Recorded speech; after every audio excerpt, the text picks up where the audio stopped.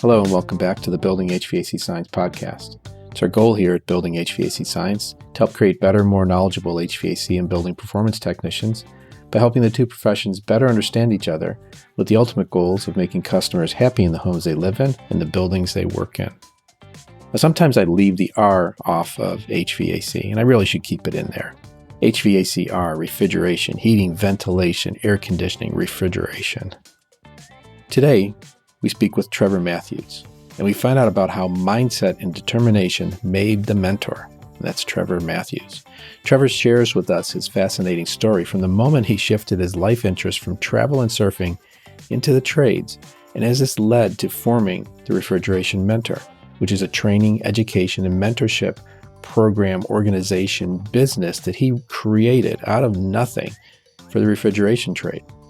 Some notable thoughts from this episode. You can get a handle on anything with your mindset.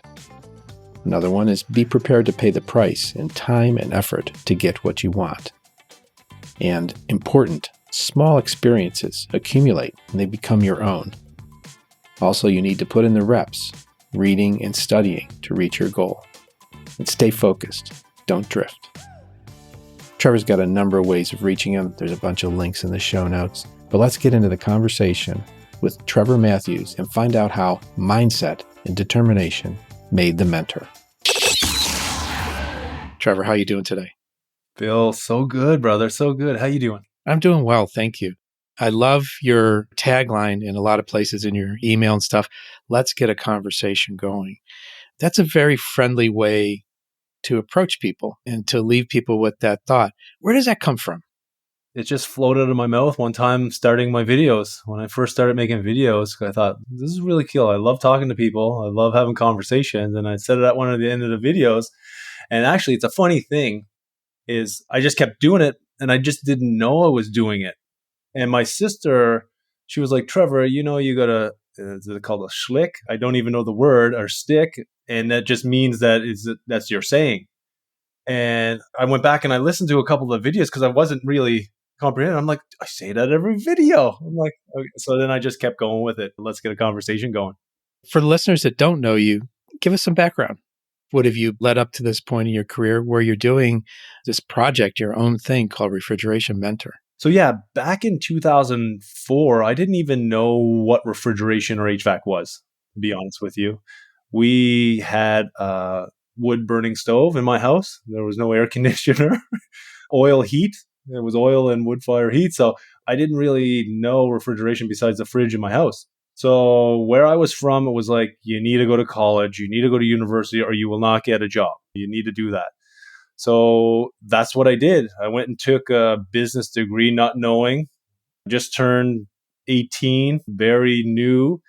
And I did this college university thing that I spent a lot of money on, and I didn't invest the time that I could have if I was older and had been a bit wiser.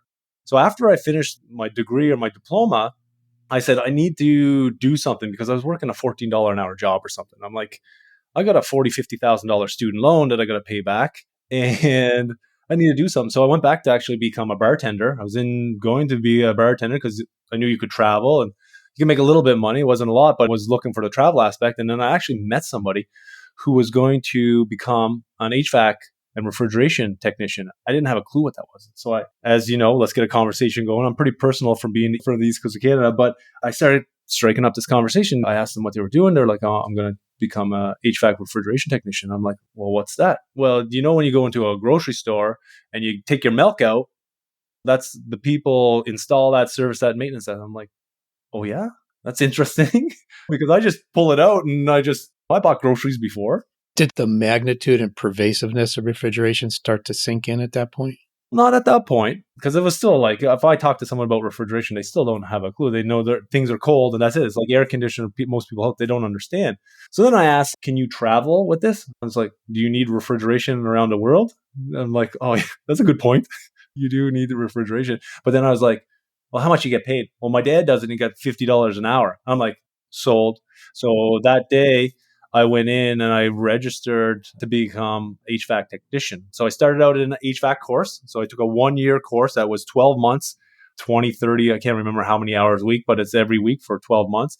And then I got a gas ticket and an oil ticket. Explain those terminology, because you mentioned East Coast of Canada. So you started to geolocate yourself. Help others understand what a gas ticket.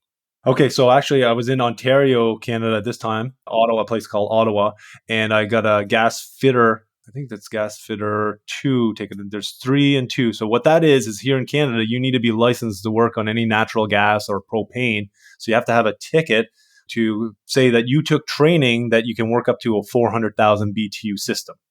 So that's the license I got. So any really package unit here in Canada, or if you're working on anybody's central air furnace here, because we have a lot of natural gas in Ontario.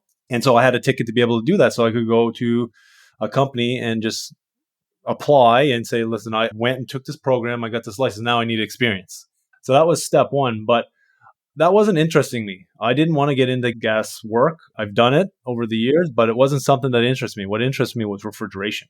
I was never a math person really, or a physics person or science person, but I enjoyed what was going on and I was learning in refrigeration. So the commercial refrigeration side, I talked to some of my teachers at the time and I asked them, like, where's the biggest area in the industry that there's the hugest potential? And they said commercial or industrial refrigeration, because it's the smallest part, or chiller. They also said chiller mechanics, because there's tens of thousands of HVAC technicians that you're pumping them out of schools, even at that time, compared to supermarket mechanics, industrial mechanics, chiller mechanics. So I'm like, and I liked it. I liked the challenge, to be honest. Even at that time when I was still young, I did go to university and college, didn't do very well because I didn't apply myself at the time. It was more about friends and partying and stuff like that. But when I went back to school, I'm like, man, I need to own up to this. I need to put the work in. And actually, I crushed that course, that HVAC course and refrigeration. I crushed it. I was on the dean's list and I spent the time, even though I was still out with my friends and partying, I took the time where I didn't in university and I learned. I read the books, or I tried my best, because I wasn't a very good reader at the time. I had to read things over and over again. But when I got into the shop classes, I was real good with my hands. And then I started to put the book stuff to stuff I liked working with my hands. And I just liked that science behind it. And I didn't know it.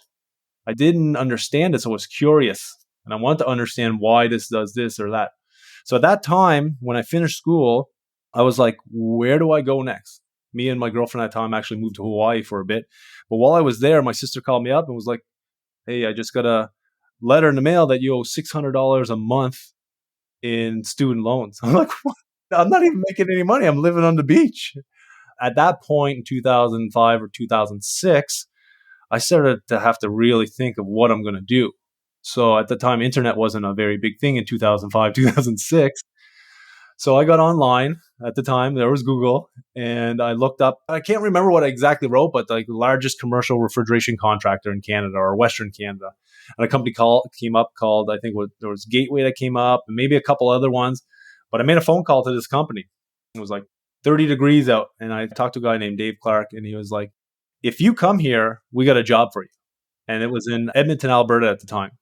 So I remember it was the end of January or beginning of February, just chilling out in Hawaii, surfing, loving life, because that's what I want to do is travel.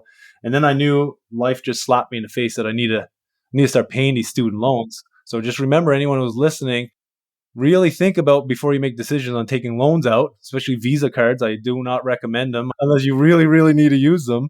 But I had to make a decision. So I got a plane ticket and I flew from Hawaii, which was like 30 Celsius, which was like 90s, into Edmonton, Alberta at the time. And in February, it's like minus 30 or 40. I was in shorts and sandals, crying. My buddy picks me up. But that was the start of my refrigeration career. By refrigerating yourself. Yeah, by refrigerating myself. I love that. But this company took me on and they started me out as had no tools, had no thing, took a bus, got there. I was like a couple hours on the bus just to get there. But anyway, I get there. They said, okay, can you start? First thing was nights. I'm like, nights? I did work nights before because I worked 20 some different jobs before I got to this one. But I started working on nights installing and retrofitting supermarket refrigeration systems. Didn't have a clue, but I knew I was motivated. The one big motivator was I needed to make money. Needed to pay loans off. And I just started working. And I just started busting my butt. And I've seen, and over time, what was great about the company is if you work and you put the work in, it doesn't matter what company it is, you put the work, people are going to notice.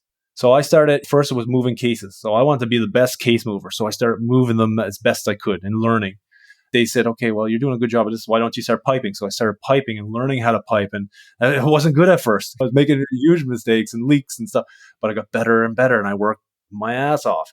And then from there, they were like, well, why don't you do some wiring? Why don't you change this compressor? And I just continued to evolve because I was pushing myself because I wanted to learn and I wanted to get better. And through that, I started to develop myself, starting to learn who I was, and I started to make a pile of money because I was working 60, 70, 80 hours a week because the work was there at the time. And from there, I spent probably 3 or 4 years doing construction, if I can remember back, learning the ins and outs and blueprints and just trying to learn little tips that I could. You don't learn it all overnight, but I guess I had the curiosity at the time. I feel like I was super lucky in my life in the way that for some reason, and I don't know why, that I always wanted to do a little bit more, like one more. And what I mean by that is I wanted to learn why I was piping it this way. When I first started piping, I didn't use purge with nitrogen. You make sure you use nitrogen when you're purging your brazing today. But that was something nobody talked about or even really knew about.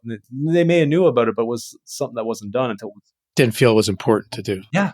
Like, what's the problem? But it's very important now, especially after learning about it more. But I just was curious and I was wondering why. And then I started working harder and harder and they gave me more opportunities. I was willing to travel. So if you want to I traveled and worked all over Western Canada. They said, do you want to go here? I was like, yeah, I'll go there. You want to go here? Yeah, it's nights for 3 months. Yes, I'll go do that. Because I knew each time I did that, I was making way more money to get to my goal to travel. And I was also learning at the time, putting myself out there. And I highly recommend anybody who wants to be great at something, you just put the work in and then continue to be curious and continue to ask why. And so I did that, got into service, worked at a few more companies. My goal was to make it to Australia, moved out to Australia for a year. So got out there and I got my refrigeration ticket there. It's called an ARC license. So I had to go back to school there. So anybody who wants to travel, if there's people globally, you can do it. I get emails all the time from people, well, can I travel here? I'd like to come to Canada. I'd like to go to this country. You got Google. It's not hard to search this stuff up. I help out as best I can. I'll send them links, but it's easy to find out. Back in 2009, 2010, when I did my first move, or 2010, it wasn't as easy. The information wasn't as easy to find. But yeah, I got out there, worked at an air conditioning company in Perth, Australia, which was pretty cool. Once again, I was real green. I was doing more supermarket and refrigeration work. Now I get into HVAC. Honestly, I wasn't that good because I didn't know the HVAC side of it. Not that it was difficult, but while I was in Australia, I was also surfing, meeting people, partying a lot. But it was great of the company to take me on and give me the opportunity. Made lots of mistakes. They taught me lots. Then I started traveling through Australia. I made it all the way up to this one little town called Broome, Australia. So it's Western Australia, way up north. Most people in Australia probably don't even know where it's at because that's how far it is to the boonies. But we ran out of money, me and my wife at the time. And it's like, what do we do? So we're in this little town. So it was actually my birthday. And I started going around to all the contracts. Like, it's a hot place, so there's contracts. So I had a bike. So I was biking around this little town, knocking on doors, calling people. And everyone's like, oh, no, well, we might call you. We don't have anything right now. And it's coming into the hot season for sure. It's getting busy. There's a little town that goes from, I don't know, a few thousand people to like 10 or 20,000 people in the warmer season, from the wet to the warm season. Then I came up to this one place. I biked down this long road. And it's this big barn. I remember this big barn, older looking, and it said KISS Refrigeration on it. So I went in and knocked on the door and I talked to the lady there. It was a husband and wife owning this business. And I'm like, hey, I'm from Canada. I'm a refrigeration mechanic. I just made it to town and I need to work. I need to make some money. I ran out of money. And she was like, when can you start? Can you start tomorrow? I'm like, sure. And realizing, not just excited that someone was willing to take. And this is within the first day I was there. I think maybe it was the second day because we got there late at night. And then I got a job right away. So that's what's amazing about being in refrigeration. You can get a job very quickly. The next day was actually my birthday, but I still went in and did a 13-hour shift because that's what you got to do. That's what you have to do. You got to make sacrifices or pay the price to get what you want. All right. That's what I tell a lot of people. Like, what price are you willing to pay? I was willing to pay the day of my birthday to go and work and get a job and start to make money. And a lot of times the price here isn't like a monetary price. It's the price of the investment of your time and dedication, sticking with it. Yeah, 100%. 100%. What was amazing about that job, in 6 weeks, I made a pile of money, which was amazing. But what was even better than all the money that I made, because I was able to fly back home for a reunion, fly back to Australia afterwards from this job, is that he taught me so much in 6 weeks. I worked on transport trucks, right? Because people would just drive into this little town. They were breaking down their air conditioner. We're working their RV. So I worked on RV air conditioning systems. So a lot of them, there was leaks or something. It would have been RV fridges. So a little ammonia fridges. So sometimes I would have to pull the back off. I didn't know how to do anything. He's like, take a look at it, try to figure out if you need any help, come and grab me.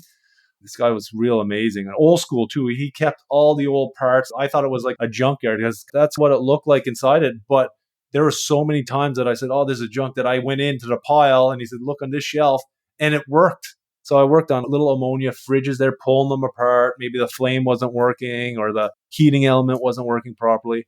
I worked on like DC, like little coolers. Can't remember the name of them. They started with a W, but there's lots of times that the sensor would fail. So there was this one spot that you'd have to melt on the cooler, because these are like little 12 volt, the runoff batteries, right? The vehicle batteries. So there's one little spot where you'd have to melt. So you'd heat up a pipe. I remember you melted in this one certain spot to feed out the sensor so you could feed the sensor back in. And then you put like a little cap over it. Doing surgery. Yeah. And I was like, all these little tips. I worked on coffee makers, like espresso machines, like pop machines, like anything that would come in.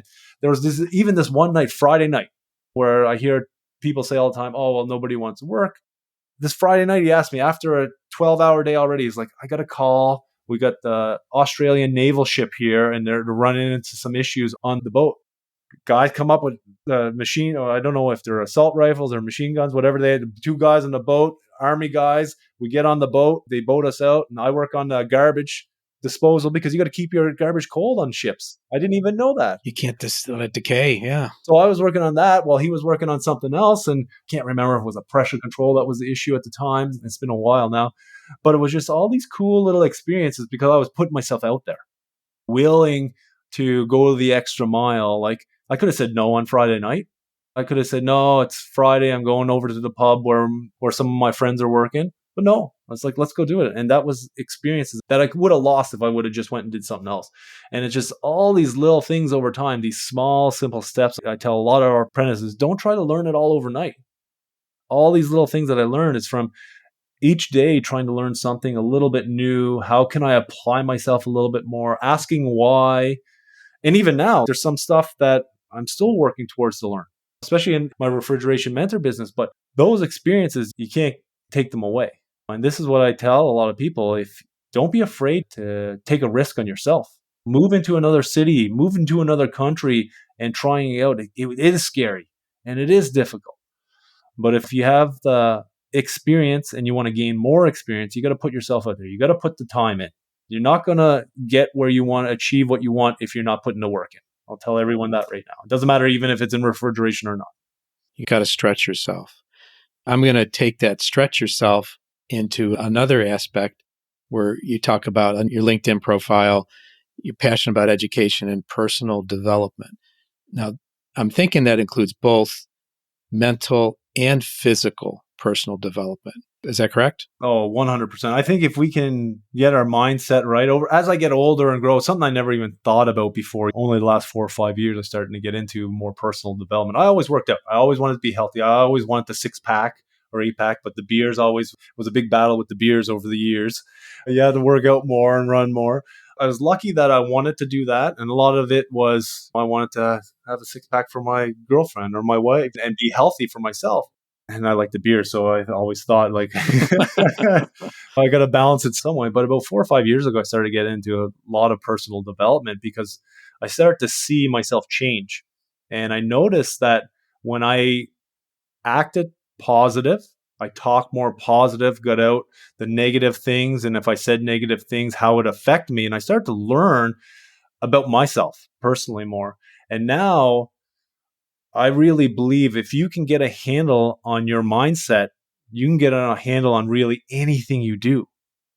And over the last 4 or 5 years, I've been diving heavily in personal development books, self-help books, going to events where people are talking about things about how to get out of a bad situation, how to motivate yourself a bit more, how to set goals, how to develop habits. And I listen to the same stuff over and over again. That's putting the reps in. It's no different than go and set a TXV. You just got to put the reps in to understand how to do it. And then you'll stop doing it all the time because you'll be like, I don't need to do this anymore. And I really believe as a technician or refrigeration professional out there, if you can really start to understand yourself, you're going to become a better professional, better technician. And it's going to help you both in your career life as well as your personal life. Excellent. There's a book I'm reading now called Atomic Habits. James Clear. Yeah. That's got a very interesting start to the book, his own personal story. Yeah. I was actually listening to one of his snippets of one of his podcasts, and I actually thought it was Tim Ferriss talking at first. They sound so much alike to me. I don't know if you know who Tim Ferriss is, but he's... Yeah. Is he the 4-Hour Workweek or something? Yeah. I'm like, is that Tim Ferriss? But it says Atomic Habits on the podcast. So I went in and I checked the YouTube video, and it was actually James Clear. And I'm like, wow, to me, they sound similar. Maybe they don't to anybody else, but I'm like... So I was looking at your website this morning, refrigerationmentor.com, correct? Yeah. I was looking at it and thinking, like, there seems to be two aspects to it, both to the business owner and to the technician. Did I get that right? Yeah. So what Refrigeration Mentor is all about is about training, education, and mentorship for the commercial refrigeration industry. And that's my main focus because that's my background. I was a technician 5-6 years in the industry, wasn't confident, wasn't always competent, didn't always have someone to call. And I stressed out a lot, to be honest. Like I stressed, like even if I fixed the job and it's 2 hours away, I'm driving away. Did I open all the ball valves? Did I make sure the disconnect was on? Did I fix the problem?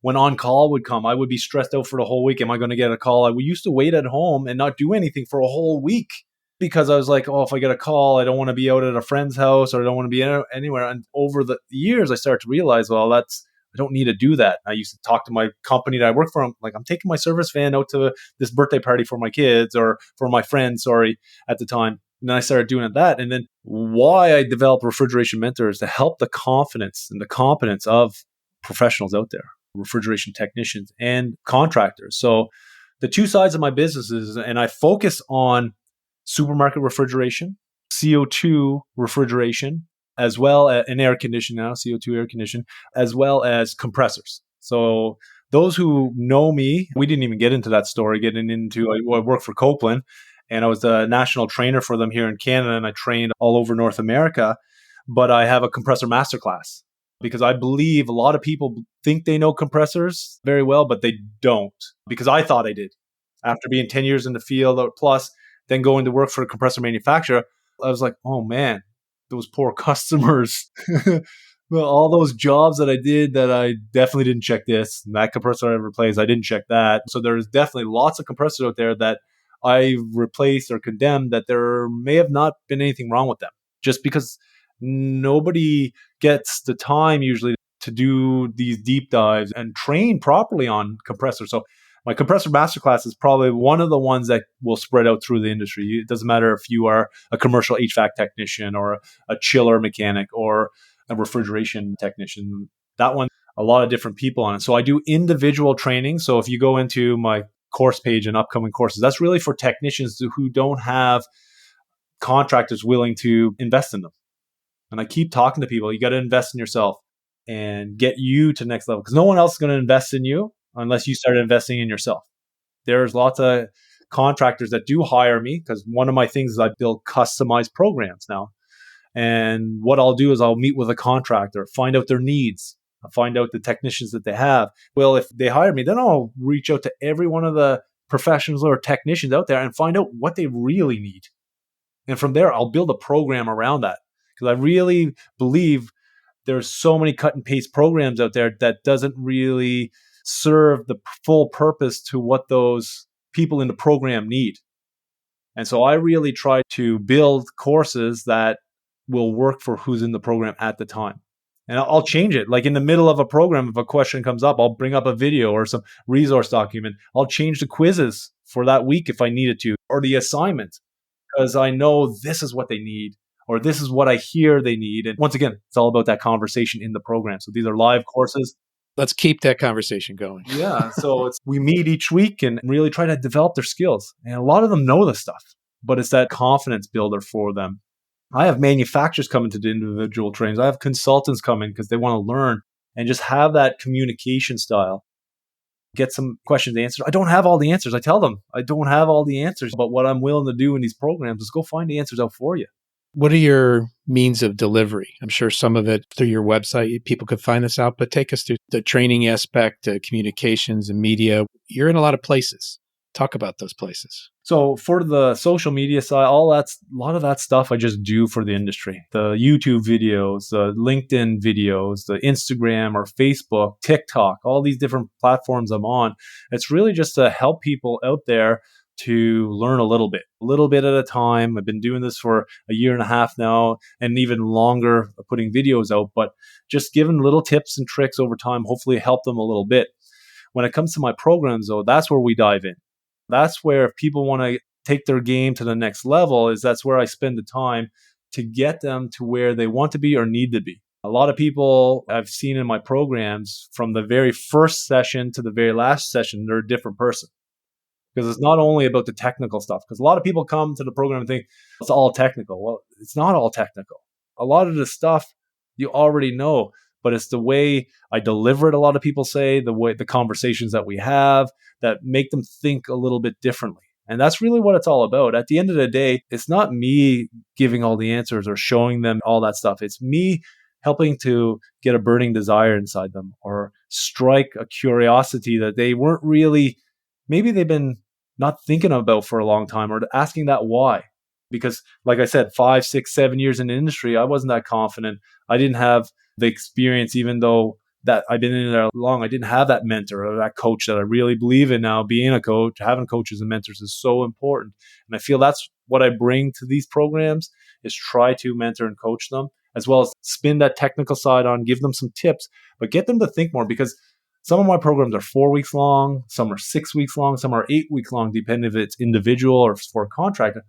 But that's a very short period of time. How can I strike a burning desire after that 4 weeks for them to continue to want to learn?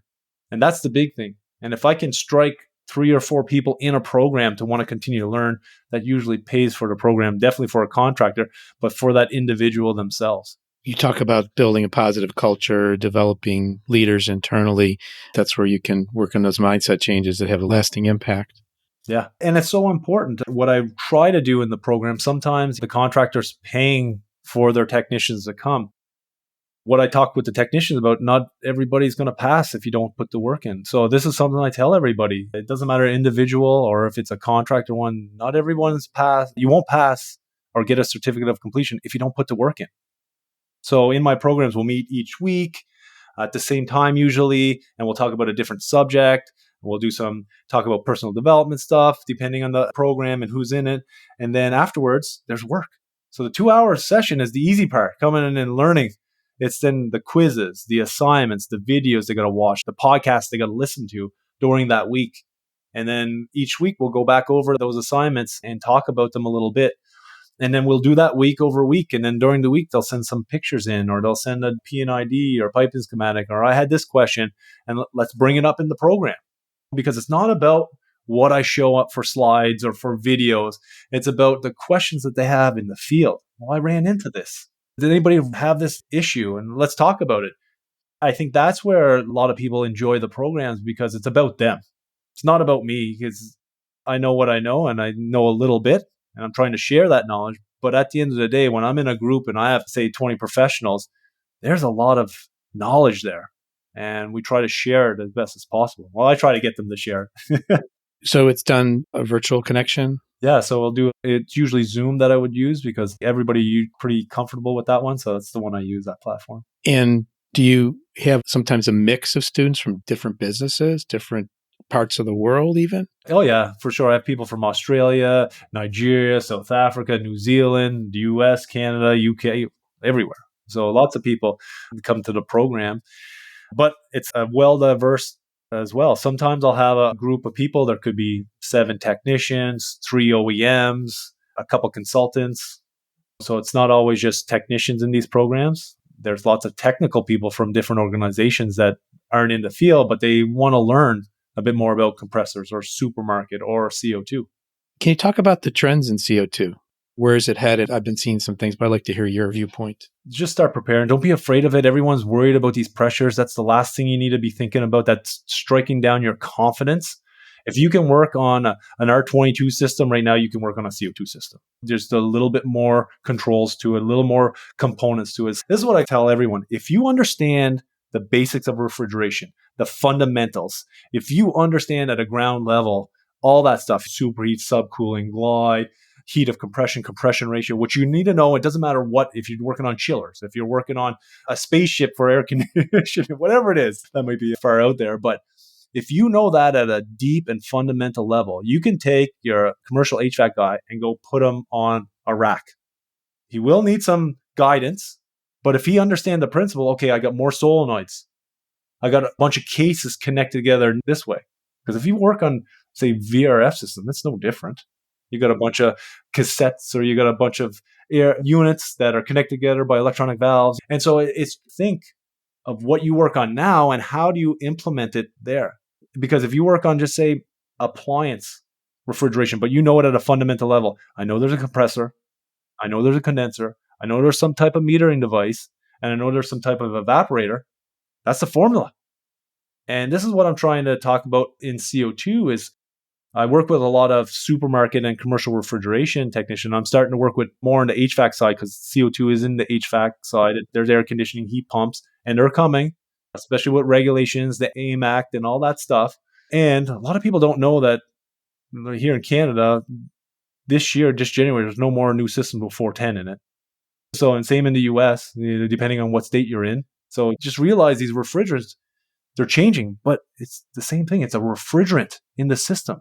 Okay, it's higher pressures. And I heard this the other day, actually yesterday. Somebody's telling people that if you got a leak and you put your arm across, it cuts off your arm.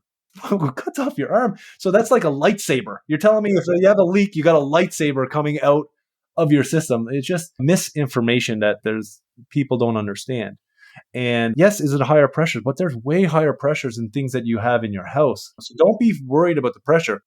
Worry about not being curious enough, not asking why this is doing what it's doing. And when I teach CO2 and talk about it, and for sure, there's so many technicians when I work with contractors or individually, at first they're like, yeah, I was afraid of it. I heard about all these things, pressures and this and that and blow-offs. After the program, they're like, that's exactly what I'm working on now. I'm like, yeah, you just need to have the right information, spend some time. It's like anything, you got to spend some time. You're going to work on, say, if I went out and worked on my air conditioner here at my house, I haven't done it in years. But if I stop, think about the flow, what's happening, where should I put my gauges on? Where should I put my meter on? What am I checking for? Why am I checking this? It all comes back to those basic principles and understanding the system. Is it more? Yes. You do need to get the electrical wire diagrams. You do need to get the piping schematics of that specific system. This stuff is hard to do sometimes. But when you do it and you start to learn it, you start to learn something new, and that builds those reps inside you. It sounds like the thing you should fear is losing interest. Yeah. Oh, for sure.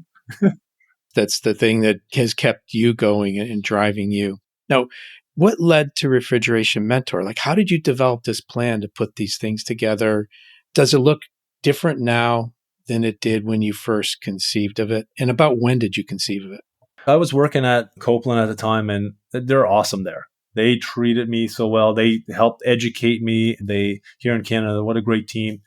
But I came to a point where everybody loved the trainings I was doing, and I was helping change people, but I wasn't changing or helping as many people as I wanted to.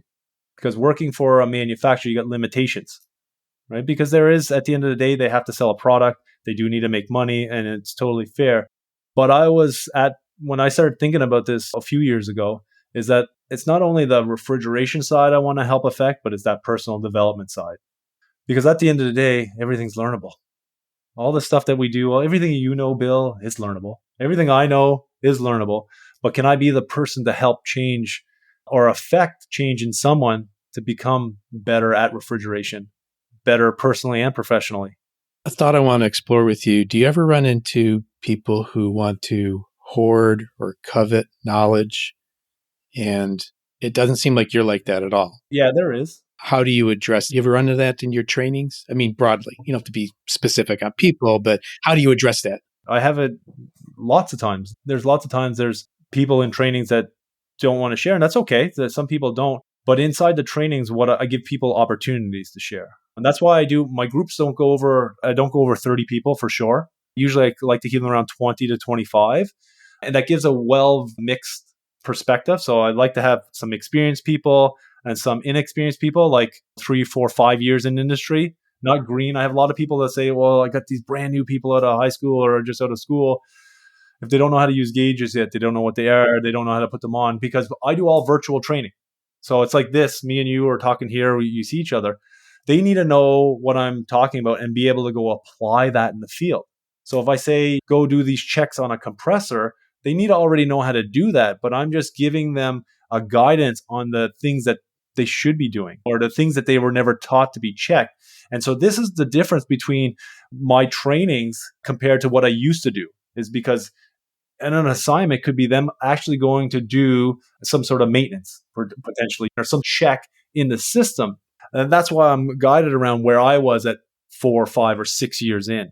Because I've had people say, well, I wish it was more hands-on. Well, I'm working with you that you're already the hands-on person. You're the professional out there. So I let them know when we talk about this, you're the one that's got to go implement this stuff. Like if I do a piping schematic assignment, they need to go implement it. The only other thing is I could fly out there, I could hold their hand, and I could pump down a rack for them, for an example, or pump down a system.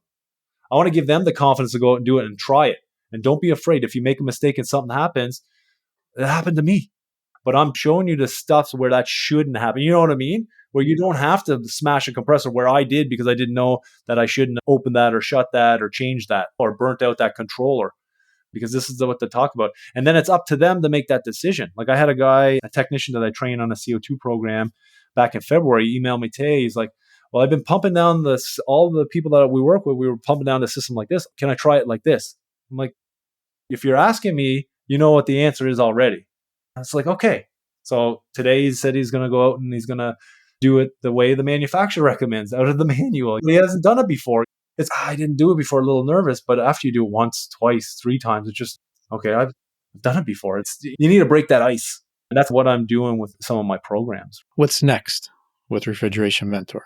There's a lot on the go. One of the things that I'm working towards is and I'm going to be one of the top refrigeration speakers on the planet.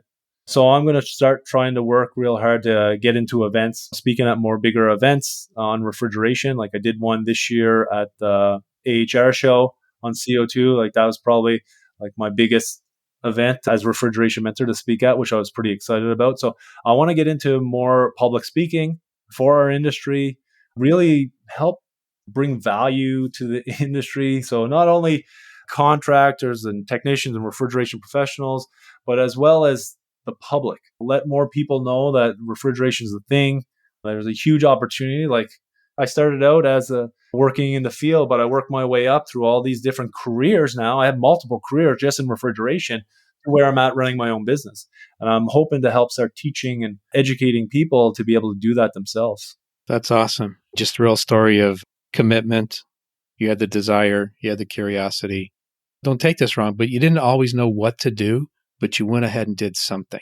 I still don't know I still don't know, Bill. Come on now. Just doing it, just putting the work in. And I don't get up at 5 a.m. for nothing. I get up because I got a purpose. And you got to find your purpose in refrigeration or in HVAC. Why are you doing it? If you're just doing it for the money, then you're going to run into a lot of issues. Because I did it for the money for many, many years until I realized like working 60 hours, 70 hours a week was not the thing. The money was great, but at the end of the day, didn't get to see my wife, didn't get to see my kids. And when I was younger, that's what I wanted. I wanted to put the work in. I wanted to make that money. I wanted to pay off that student loan me and my wife had, and I just crushed it, not knowing I was even doing it. Things fall into place, but if you don't take the action, you don't put the work in, you're just going to be drifting. And then 2 or 3 or 4 years going, because that's what really afraid me. I'm like, what happens if 4 years go by and I don't have nothing I got accomplished? So I'm guessing you probably have some written plans or goals for yourself and your business. Is that correct? Yeah. So we're on a call right now. If I look at my board, they're right in front of me. I look at them like every day. Like it's something. That is so critical. Yeah, to keep it in mind, to keep it in front of you, and to spend the time with that.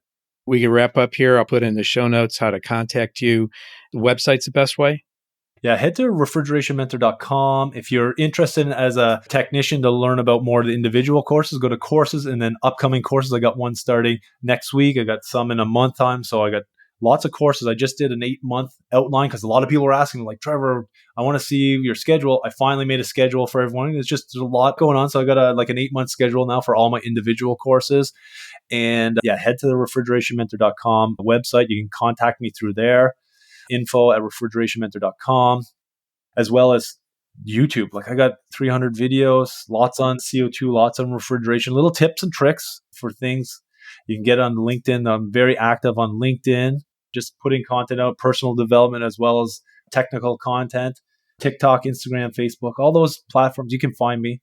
It's funny, my wife went on to Google and wrote up Refrigeration Mentor, and it's like, oh, you popped up. It was like, because a year ago, Refrigeration Mentor didn't pop up. So it's starting to get there. So anytime, if you guys listen to or watch any videos, please like or share them so other people can find it out. It's just free content to help somebody else out. And anything that I ever teach you, share it with someone. If I teach it to you, share it with someone. That's, you're learning it twice. I learned that from a guy named Jim Quick. I have his book called Limitless. And I'm not affiliated with any of these books, but to be honest, ever since I started reading, like dedicated reading about 4 or 5 years ago, that's when my life started to change, Bill. Wow, that's really awesome. Trevor, I didn't know this much about you before we started this podcast, and I really appreciate you sharing and being so willing to share. I think that just seems to be part of your nature. Oh, I was going to ask you one more question. What were you like as a kid? That's a good question. I was very shy. Really? Oh, yeah. I didn't leave my mom or dad's side, my mom's side for sure. Yeah, I was a super shy kid. I guess in high school, I think I started to open up a bit more. But I was really, as a kid, I was pretty shy. Awesome. Another transition. Thanks again for joining us here on the Building HVAC Science podcast. Tremendous story. Listeners, please take a look. And if you can, take his courses, because that will continue to allow him to make free content if he continues to have a business rolling in this endeavor. So please keep this guy funded when you can, where you can, by attending the courses. Thanks again, Trevor. Thanks, Phil.